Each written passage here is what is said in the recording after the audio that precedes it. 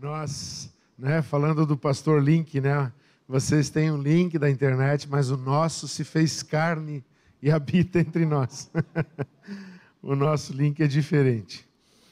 Amados, eu estava orando e buscando a Deus e queria falar algo que fosse, assim, mexesse. Daí, orando e pedindo para Deus, encontrei um esboço, e eu tenho que dar uma honra aqui, vou pregar para homens, mas o esboço começou com uma organização de pensamentos da pastora Arlene.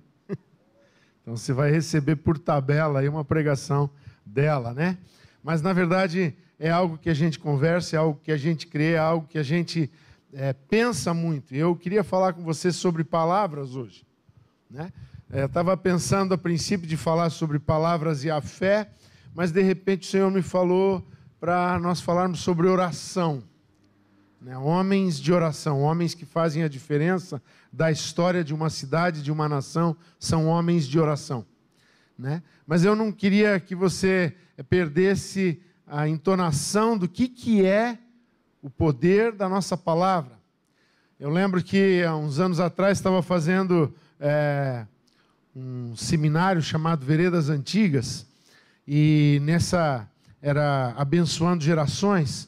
E ouvindo o pastor Greg Hill falar, ele estava pensativo do porquê que vieram para os Estados Unidos, numa mesma época, em mesmos navios, sem poder transportar riquezas, com o que podiam trazer simplesmente muitos cristãos e muitos judeus. E por que que os cristãos cresceram, eles estavam multiplicando o evangelho, mas eles estavam sempre em necessidade. E por que que os judeus se tornaram ricos naquela nação? E isso chamou a atenção dele, mas nós temos Cristo. As bênçãos de Abraão chegaram até nós em Cristo Jesus, está escrito na palavra. Por que a diferença? Por que que nós, cristãos, estávamos vivendo debaixo de uma condição de pobreza, enquanto que eles estavam prosperando? E ele foi pesquisar sobre isso e ele descobriu que tudo iniciava-se com palavras. Porque é costume de todo judeu, sextas-feiras, para nós, sextas-feiras, para eles, sexta-feira, a partir das 18, com o aparecimento da primeira estrela nos céus, é Shabat. Primeiro a noite, depois o dia. Lembra? Assim foi a tarde e manhã. Primeiro, o dia judeu começa na tarde e depois completa-se a segunda etapa pela manhã, quando inicia o segundo tempo do dia. Então, primeiro é às 12 vigílias da noite, depois às 12 horas do dia. Mas nas sextas-feiras, aqueles pais judeus se reuniam e faziam aquele shabat e falavam das coisas da lei e tal, mas antes dos seus filhos se retirarem, ele chamava filho por filho, e é costume deles até hoje, e cada filho recebia a bênção daquele pai. O pai falava palavras de vitória sobre aquele filho. Você será um homem próspero, você vai conquistar, você será um grande profissional na sua área, você vai fazer diferença na empresa onde você trabalha, você vai construir a sua própria empresa, e eles sempre profetizando. Enquanto que nós, muitas vezes, passamos muito tempo e esquecemos de que nossas palavras têm muito poder. Nossas palavras podem mover todo o universo. Elas podem transformar a história do universo. Deixa eu só colocar algo aqui que eu quero ler para você. Muito importante. Algumas frases que eu separei aqui, que eu queria ler para você. Palavras cheias de fé farão você ficar de pé, farão sua família prosperar, farão seus negócios prosperarem. Palavras cheias de medo te derrotarão. As palavras são a coisa mais poderosa do universo. Veja, toda a nossa história nesse planeta começa com palavras. Deus criou tudo através da palavra. Jesus, quando se fez homem, fez tudo através de palavras. Ele fazia como ele via o Pai fazer, com palavras. Jesus falou com o vento, Jesus falou com o mar, Jesus falou com uma árvore,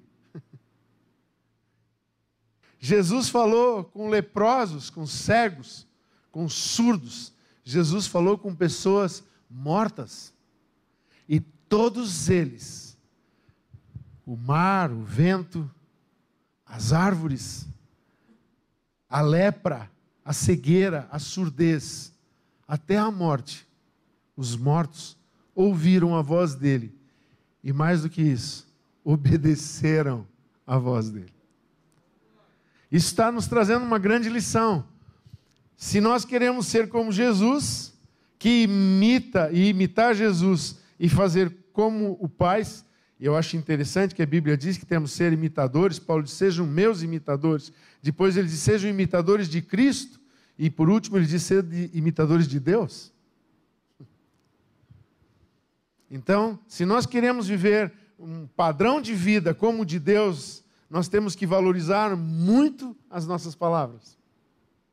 Demais as nossas palavras. E eu estava pensando em entrar por esse caminho, mas aí o Senhor me fez lembrar dessa mensagem, e eu queria que você e eu meditássemos nessa noite um pouco sobre nossas palavras afetam as palavras da nossa oração, ou as nossas palavras afetam as nossas orações. Quantos de nós desejam orações respondidas?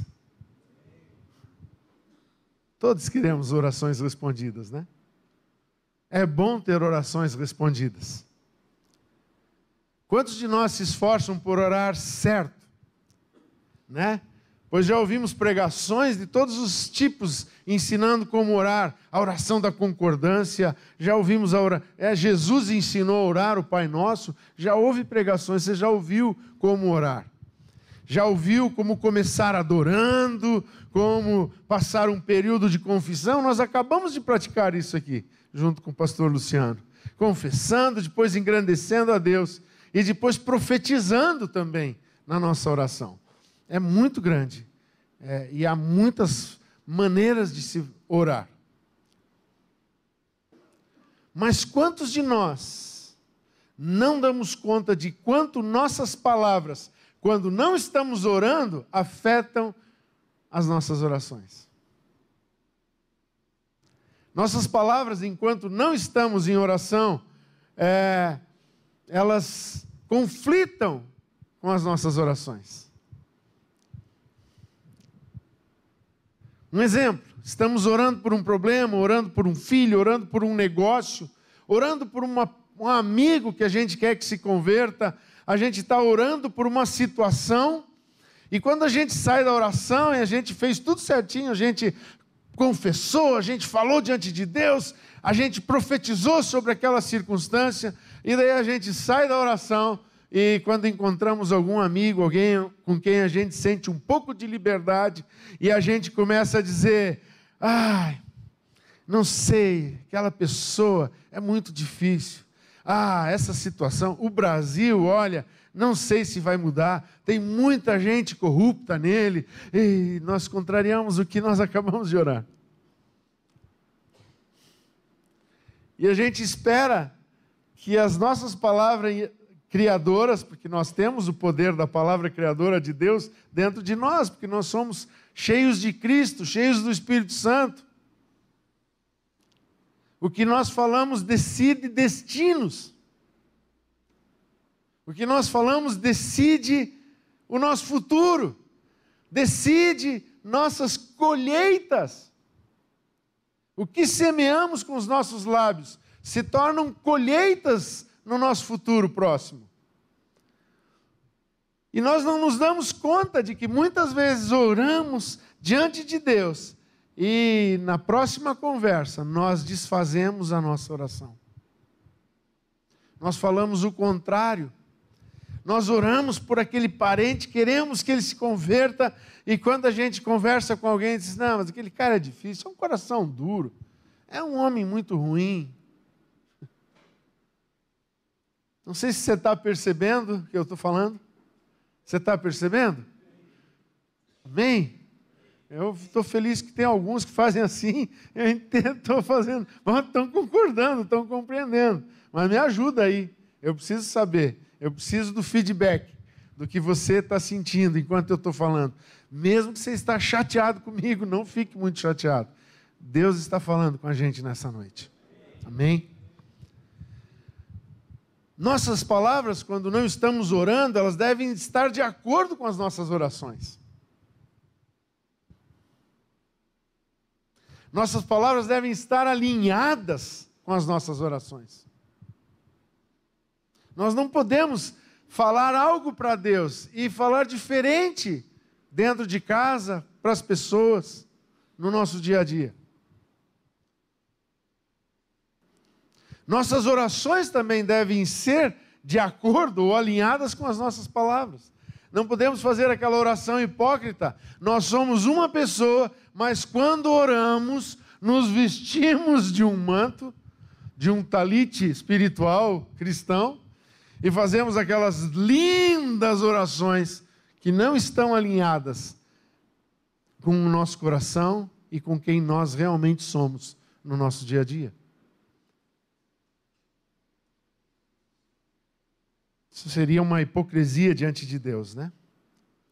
Às vezes falamos de um problema, e eu acho que você vai lembrar disso, muito sério, e até finalizamos aquela conversa assim, com um suspiro, só nos resta orar. Quando orar teria que ser a nossa primeira opção, não a última.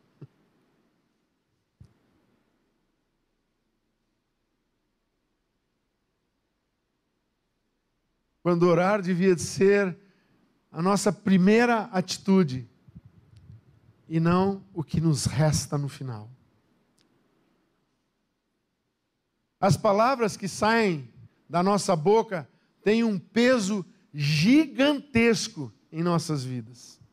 Nós não temos consciência daquilo que é poderoso e que sai dos nossos lábios. Eu lembro de exemplos que talvez você já vivenciou, né? Eu já vivenciei isso em retiro de crianças, retiro de famílias, e daí estão brincando, e daí tem sempre aquele menino que é meio ativo demais, e daí tem um pé de frutas lá, e ele já subiu no pé, já está comendo as frutas, e a outra criançada lá em volta, não tendo coragem, mas ele já está lá comendo e fazendo... né? E de repente o pai chega e diz, menino, desce daí, você vai cair daí, vai quebrar o braço. Você sabe como terminou esse retiro, né? Porque há poder nas nossas palavras. Aquele conselho assim, não vai à noite, não viaje hoje à noite, é muito perigoso, você vai bater o carro. Nós sabemos como a maior parte dessas viagens terminam. Porque há poder nas nossas palavras. Provérbios 18, 21 diz assim, a morte e a vida. Você já deve ter lido esse versículo algumas vezes. Se você não leu, se você nunca tinha tido um contato com ele, pinte ele na sua Bíblia. Grife ele, marque ele. A morte e a vida estão no poder da língua. Quem bem a utiliza, come do seu fruto. Observe, há um fruto proveniente das nossas palavras. A Bíblia está dizendo, o que bem a utiliza, come do seu fruto. Há um fruto nas nossas palavras, há uma colheita das nossas palavras. Ela vai frutificar. Diga para a pessoa que está aí do seu lado, você não dorme, presta atenção, o que você vai falar vai frutificar. Está frio, mas esquenta aí, o negócio está esquentando, diga isso para ele. Nossas palavras não caem num campo neutro, assim, Não. Ele não existe, esse campo neutro. Ou elas produzem morte, ou elas produzem vida. Diga comigo assim: minhas palavras ou produzem morte, ou produzem vida. Não tem. Isso me faz lembrar daquela passagem onde a palavra nos lembra dizendo assim: seja o vosso sim, sim, e o vosso não, não. Colocando ênfase de que a tua palavra tem que ser positiva ou negativa, porque o que passa disso vem do maligno. Veja, Deus estava dizendo: seja firme naquilo que você se propõe a falar. Esteja certo que o teu não tem que ser não, esteja certo de que o teu sim tem que ser sim, porque ele vai produzir. 18, 20 e 21, pode ler gravar os dois versículos. E 21.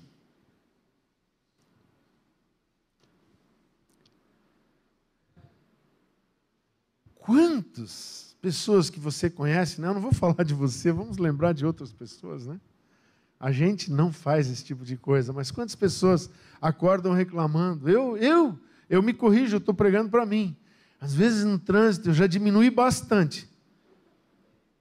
Já diminui bastante no trânsito, mas quantas vezes eu lancei palavras no trânsito? A Arlene do meu lado sempre diz assim: ai, Haroldo, pensa, podia ser alguém como o nosso filho, né? Pá, vai lembrar. E você está lançando uma palavra. E é verdade, a gente tem que pensar. Mas a gente está sempre reclamando, a gente está murmurando, resmungando. Falando do Supremo Tribunal, falando de, sabe, não quero citar nomes, mas, amado, vamos e venhamos, nós falamos coisas. Mas não é bom que seja assim. Olha o que Provérbios 6:2 diz: está enredado com as palavras da sua boca, ficou preso pelo que você falou. Nossas palavras, elas podem ser a nossa prisão. Elas nos enredam. É só aquela história, não sei aqui se alguém já ficou de fiador por alguém. Empenhou a sua palavra, o cara sumiu e você pagou a conta dele.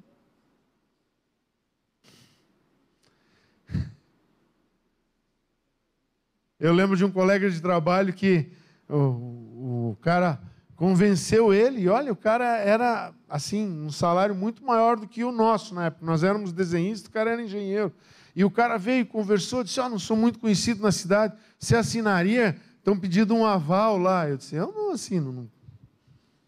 Aí ele foi para o cara do lado e disse: você assina? Ele disse: não, tudo bem, querendo ser legal. Foi lá e assinou. O cara comprou um aparelho de som, na época estava recém lançando aqueles 3 em 1, né? Lembra? Quando lançaram os 3 em 1. E o cara comprou um 3 em 1 e botou no carro e mudou de cidade e foi embora. E aquele meu amigo ficou pagando o som que ele não tinha em casa. Porque empenhou a palavra dele, ele assinou, ele deu o aval. É assim que a gente age quando a gente empenha a nossa palavra. Nossa palavra sempre está se empenhando com uma colheita futura. Não esqueça, a Bíblia diz: tudo que o homem semear, isto ceifará. Tudo. Pastor Iverson está aí para nos falar sobre o que significa tudo no grego. Tudo mesmo, né? É tudo, tudo, tudo. Não tem como, é tudo, amados.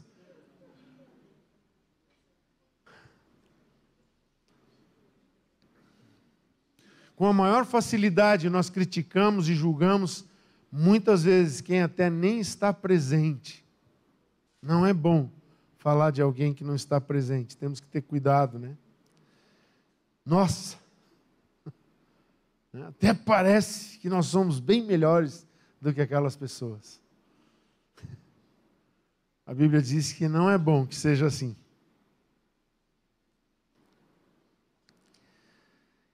Quando a gente age dessa forma, é como andar em círculo na vida. Eu não sei se alguém que faz trilha assim, já se perdeu uma vez na mata ou em algum lugar assim.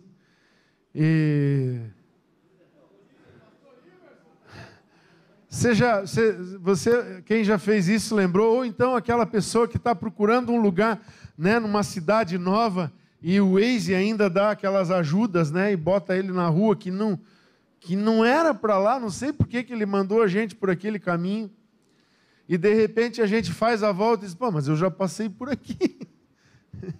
A gente está andando em círculo e não está conseguindo chegar no destino. A gente está querendo sair daquela situação, mas quando a gente vê, a gente voltou para o mesmo lugar da onde a gente iniciou a caminhada. É isso que acontece quando nós não cuidamos das nossas palavras. Nós começamos, nós nos empenhamos, e quando nós vemos, estamos de novo na estaca zero, começando de novo, porque nós arrancamos ou destruímos tudo aquilo que nós pensamos que estávamos construindo com as nossas próprias palavras. Muitas vezes a gente ignora a presença do Espírito Santo. Eu não sei você, mas se nós desenvolvêssemos a consciência da presença de Deus, mudaria muito o nosso falar. Pense, naquela hora que você vai brigar, pense, Jesus está aqui comigo. Ele vai ouvir tudo que eu estou falando. É que a gente não tem consciência da presença. E daí a gente fala, pensando que Ele não está ali. E aí a gente vai para o culto e daí a gente, Senhor, aproveito que agora eu estou na sua presença para falar contigo. Não, Ele já estava contigo em todos os lugares. Lembra da promessa? Eu estarei com vocês todo o tempo, até a consumação dos séculos. Ele está presente, nós precisamos desenvolver isso. Quando nós tivermos consciência da presença dEle com a gente vai mudar a nossa maneira de viver e vai mudar a nossa maneira de falar. É muito importante que a gente tenha essa consciência. Ele está sempre com a gente. Se temos consciência da presença de Cristo conosco, nós jamais falaríamos determinadas coisas enquanto assistimos a final do campeonato.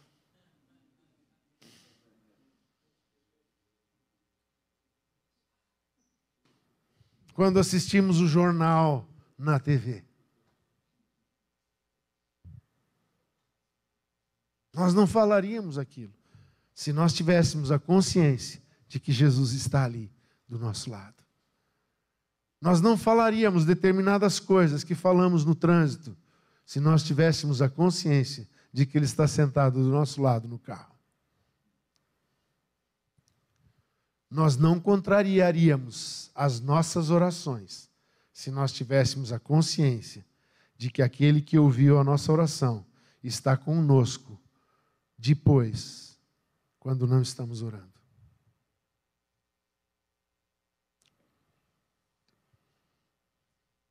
Alguns já nem percebem mais, já estão com a consciência cauterizada. É uma coisa assim, tipo religiosidade. Agora eu estou na igreja, agora eu falo, agora Deus está ouvindo, agora eu estou aqui, agora não sei se Deus está, sabe? Religiosidade. Consciência cauterizada. Deve ver uma canção de 200 anos atrás, não sei quantos anos, mas era assim: como entender essa geração que vaga sem Deus, sem juízo, sem ter uma direção? Mas que triste sorte alguém que escolhe a morte como um prazer, cauteriza a consciência e nem mesmo quer saber que Cristo é a solução.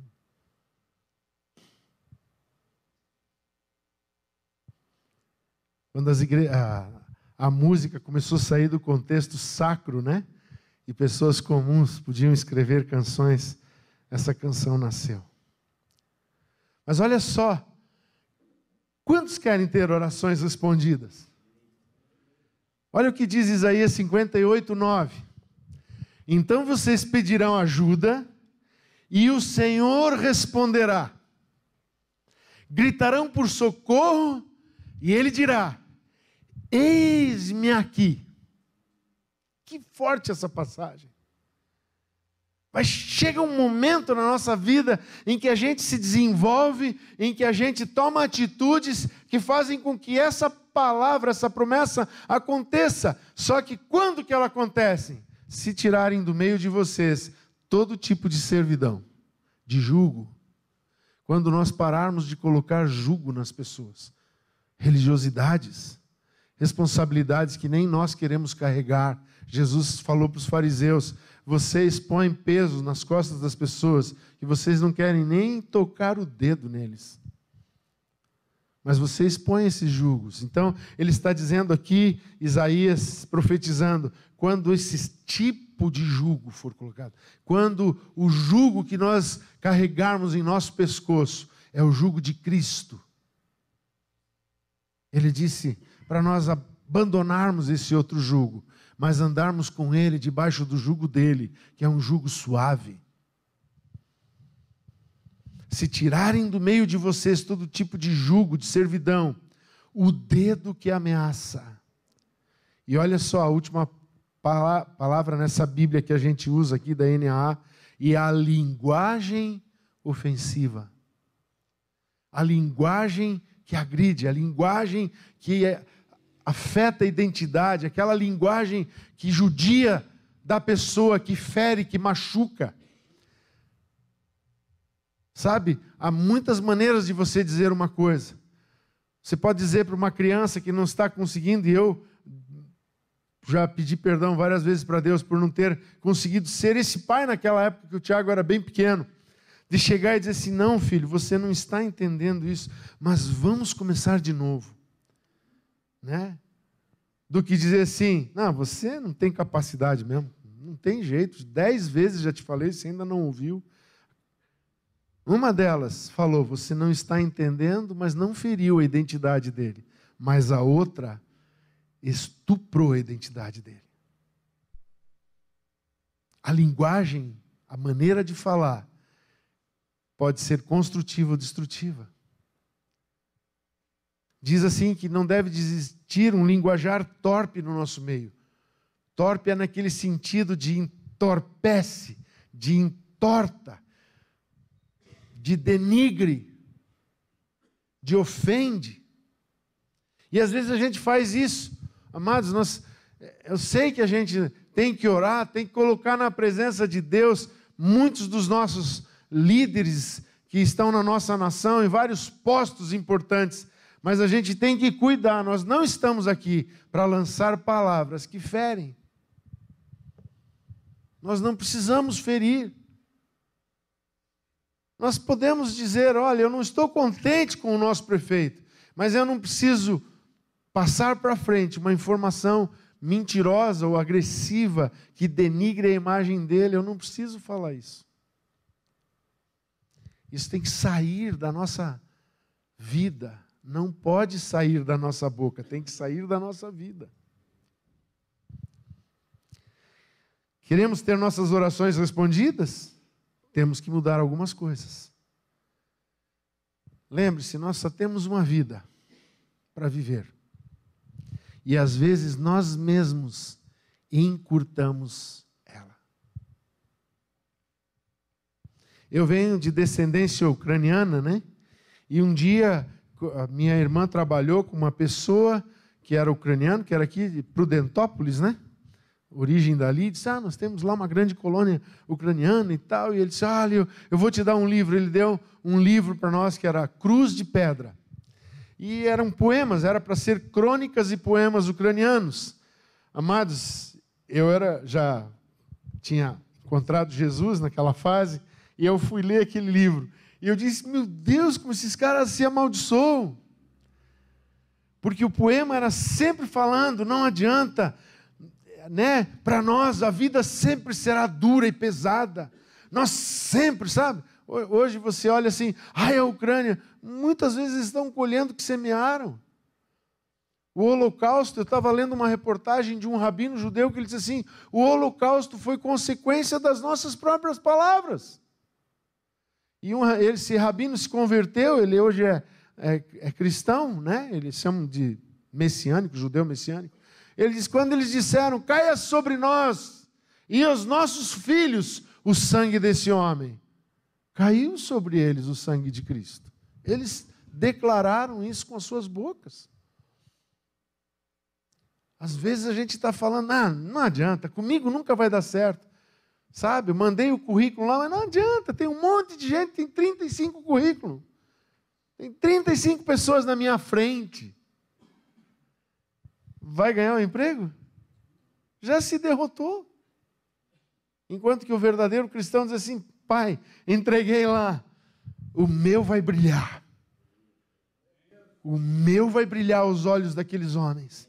Eles vão ler o meu currículo e vão me desejar lá, porque tu iluminas cada palavra do que está lá. Eles vão simpatizar, eles vão ter empatia comigo, porque eu sou teu filho, eu sou competente, eu sou a pessoa que eles precisam.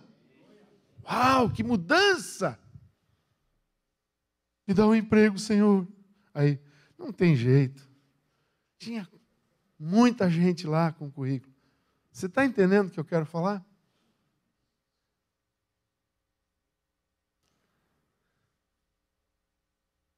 Essa mudança não pode ser postergada. Não podemos pensar, um dia eu vou mudar, um dia eu vou melhorar. Talvez esse dia nunca chegue. Joyce Meyer diz assim, aqueles que falam muito não são.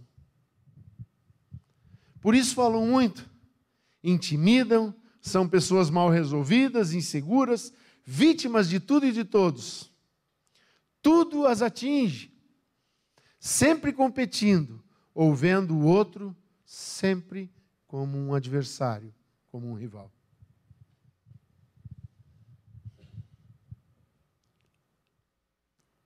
Se queremos ter nossas orações respondidas, temos que pedir com sinceridade para o Senhor nos mostrar as armadilhas da nossa carne e nos ajudar a vencê-las. As concupiscências da carne, a concupiscência dos olhos, a soberba da vida. O Espírito Santo tem que mostrar. Veja, tudo a gente diz que é o inimigo também. E muitas vezes o inimigo nem está aí.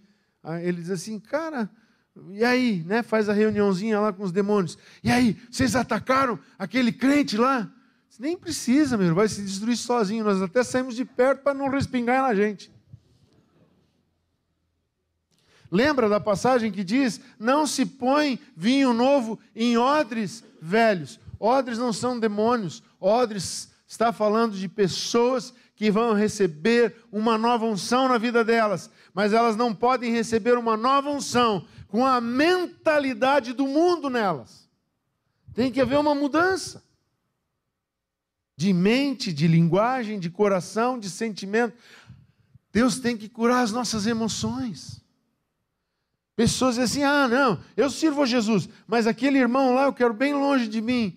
Você ainda precisa de uma cura de emoções, amado. Você não vai conseguir viver no céu dizendo, Senhor, deixa ele sempre do lado de lá.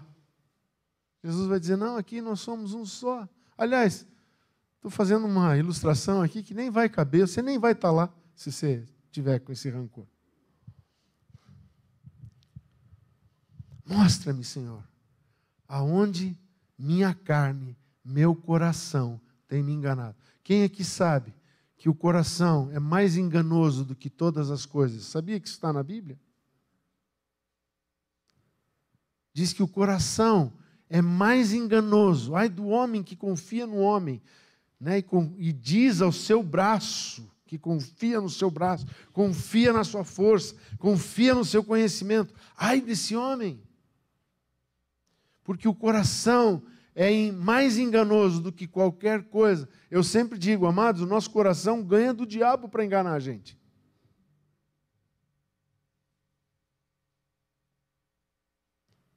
Mas nós podemos pedir para o Senhor, ilumina o meu entendimento, Faz-me ver, Senhor, aonde tenho tropeçado. Faz-me ver aonde tenho falado errado. Faz-me ver por que meu relacionamento engrossa, Senhor. E agora vamos falar um pouquinho dessa parte. Está orando pela sua esposa? Para ela melhorar? Mude o teu linguajar. Combine a tua oração e as tuas palavras. E você vai ver mudança nela. Sabe por quê? Porque você mudou. Quer ver vitória nos teus filhos? Está profetizando sobre eles, aqueles que têm, e diz, meu pastor, eu sei, eu fui um filho difícil. Eu não sei quantos aqui foram filhos difíceis, mas eu fui um filho difícil. E depois a gente diz, meu filho é difícil. Por que ele era difícil?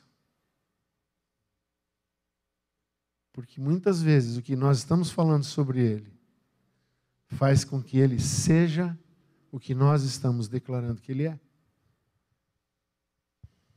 Quando eu aprendi isso, há muitos anos atrás, Tiago tinha nascido em 89, em 91, 89 mesmo, eu tinha conhecido um pastor que me ensinou muito sobre há poder nas suas palavras. Eu li um livro depois que eu achei há poder nas suas palavras, mas muito mais aquele pastor que ministrou sobre fé e sobre as atitudes e sobre o que a nossa palavra define. E eu posso te dizer uma coisa, esses dias até teve um podcast lá entre os teens lá em Blumenau, e a Arlene e o Tiago participaram, era Dia das Mães, um Teen Quest Dia das Mães, e ela fez uma declaração que eu tenho que concordar. Ela disse assim, filho, você foi um filho tão bom que facilitou para nós, que tínhamos medo de ser pais, tínhamos medo de errar como pais, tínhamos medo de fracassar, mas nosso filho foi tão abençoado, que foi fácil ser pai dele. Mas eu também creio que foi porque naquela fase, Deus entrou na nossa vida, mudando a nossa maneira de falar. Aqueles que se aproximam de Deus com humildade, sempre encontrarão um Salvador. Mas aqueles que se aproximam de Deus, cheios de justiça própria, de justificativas, sempre encontrarão um juiz.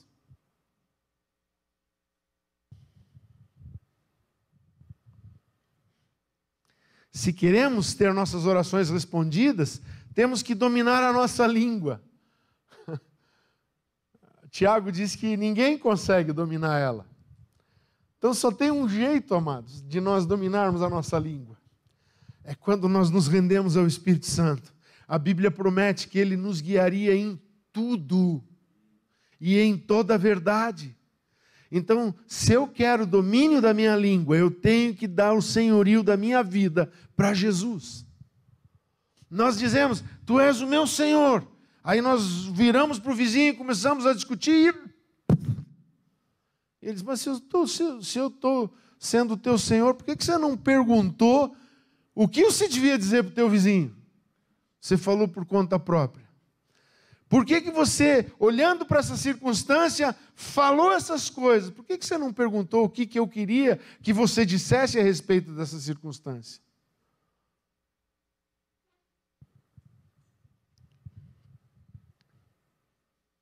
Abra comigo lá em Tiago 3.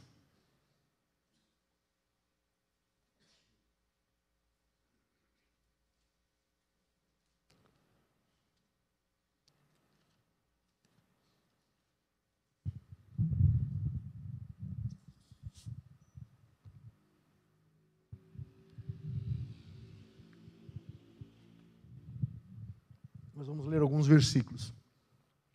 Já vou terminar. Meus irmãos, não sejam muitos de vocês mestres, sabendo que seremos julgados com mais rigor. Olha que risco que eu estou correndo aqui, hein? Se alguém não tropeça no falar, olha o que a Bíblia está dizendo, Tiago está escrevendo. Se alguém não tropeça no falar, é um indivíduo perfeito, capaz de refrear todo o seu corpo, de dominar todo o seu corpo. de dominar todas as suas emoções, de dominar todos os seus sentimentos, de ser perfeito em suas decisões. Ora, o dia que eu encontrar Tiago lá no céu, eu vou dizer, pô, cara, tu foi maravilhoso. Mas para que comparar a gente com um cavalo? Não gostei dessa parte. Tenho certeza que ele vai dizer, olha, eu podia ter comparado com um jegue, viu? Mas comparei com um cavalo. Ora, se colocamos um freio na boca dos cavalos para que nos obedeçam, também lhes dirigimos o corpo inteiro. Quem é que já andou a cavalo? Quem conhece disso? Quem sabe disso? Quem já teve esse prazer, né? Amados, se eu pudesse, se eu fosse um cara muito rico assim, eu queria ter um aras. Eu acho um dos animais mais extraordinários é o cavalo. E ele é um dos animais, assim, junto com o cão, né? Porque o cachorro, vamos e venhamos, né? O cachorro é o maior amigo mesmo. A gente ganhou um pastor maremano lá, que às vezes dá a impressão que ele quer entrar na gente. Ele fica assim, querendo se encostando, assim, porque ele quer estar junto. O maior prazer dele é você sentar num lugar e ele poder sentar assim e ainda se encostar um pouco em você. Mas o cavalo também é assim. O cavalo, ele vai criando uma empatia com o dono extraordinária. Tanto que o tratamento de determinadas doenças degenerativas são feitas com os cavalos.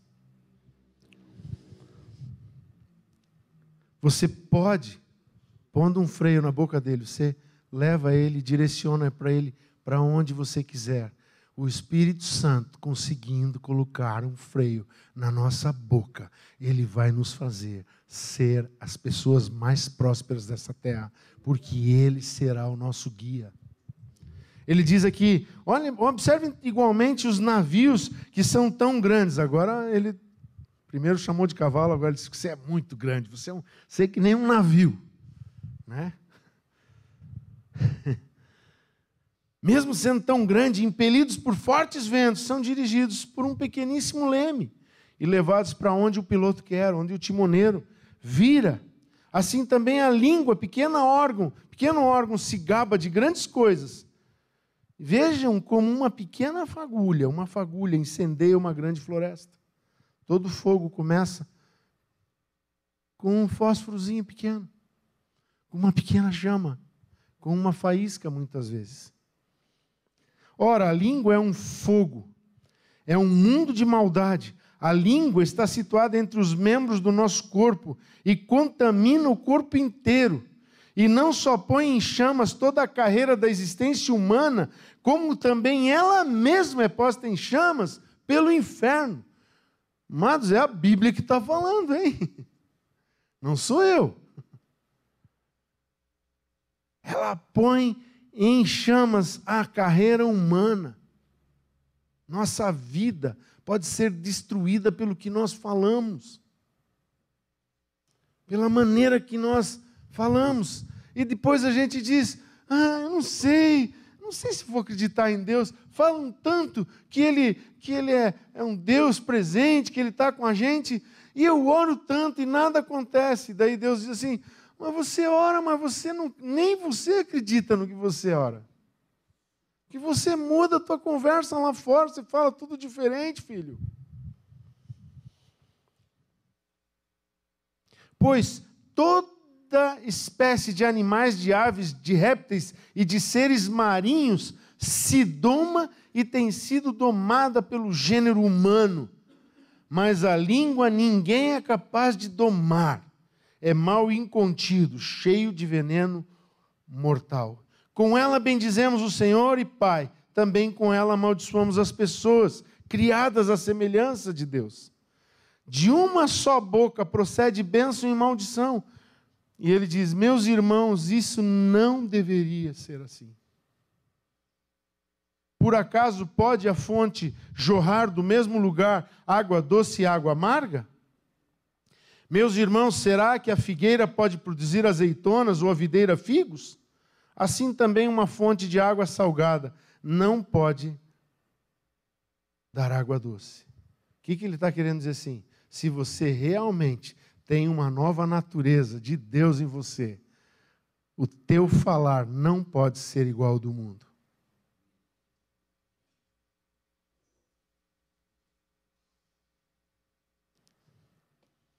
Queremos ter nossas orações respondidas? Precisamos alinhar nossas palavras com as nossas orações e as nossas orações com as nossas palavras. Eu sei, não quero ser aquele cara profundo, sei que talvez você diga assim, nossa, pastor, mas achei profundo, mas eu acho que assim, tem muito mais que o Espírito Santo vai falar com você. Eu só falei um pouco. O Espírito Santo vai falar muito mais com você. Mas eu queria que você, nessa noite, tomasse uma decisão. Eu creio piamente que Deus só precisa desse grupo de homens que está aqui hoje para mudar a história da nossa nação.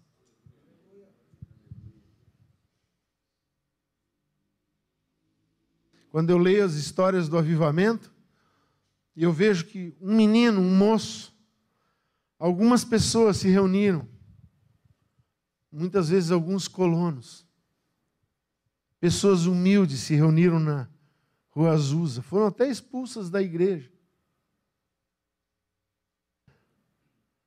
Quando foram para uma casa, o Espírito Santo continuou usando eles naquela casa, daí eles alugaram, amados, um estábulo para transformar em igreja.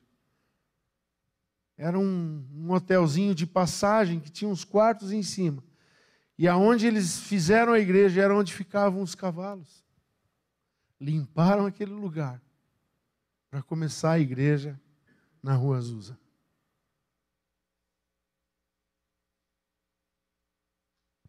A influência deles atravessou todos os mares, invadiu todos os continentes e está em todas as nações da terra.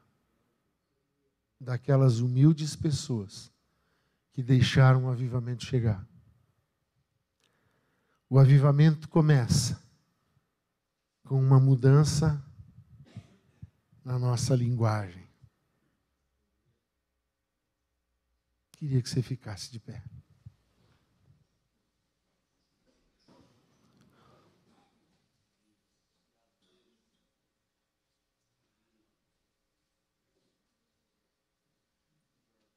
Eu quero orar por você, sim.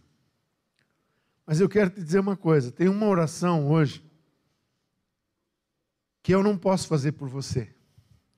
Eu posso fazer uma oração generalizada, mas aí talvez eu até te impeça de você falar o que você precisa dizer hoje à noite.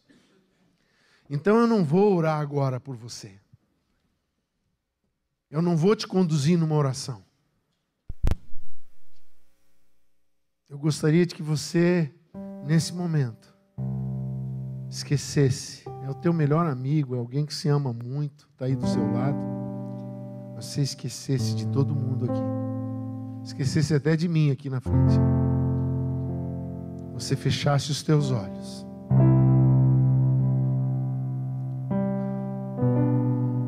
Eu acredito. A Bíblia diz que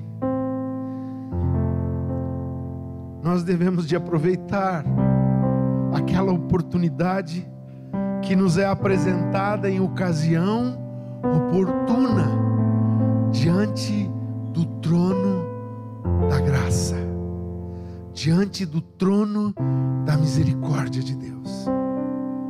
Eu acredito, senão eu não teria pregado e nem estaria falando isso. Eu acredito que quando você fecha os teus olhos aqui, em espírito, você está na sala do trono. Quem está sentado no trono é seu Pai.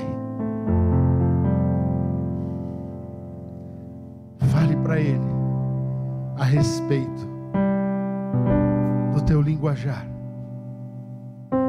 Fale para Ele a respeito da mudança que você deseja. Fale com sinceridade, diga para Ele: eu não consigo sozinho. Sem Ti posso fazer nada, mas hoje eu quero estar ligado na videira. Eu quero que a seiva da natureza, da nova vida esteja em mim. Aí diga para Ele que você não quer mais aquele tipo de vida que você tinha até hoje, mas que você quer ser como Jesus nessa terra, com a palavra adequada no tempo oportuno, resgatando a samaritana, liberando cura, liberando vida, liberando transformação.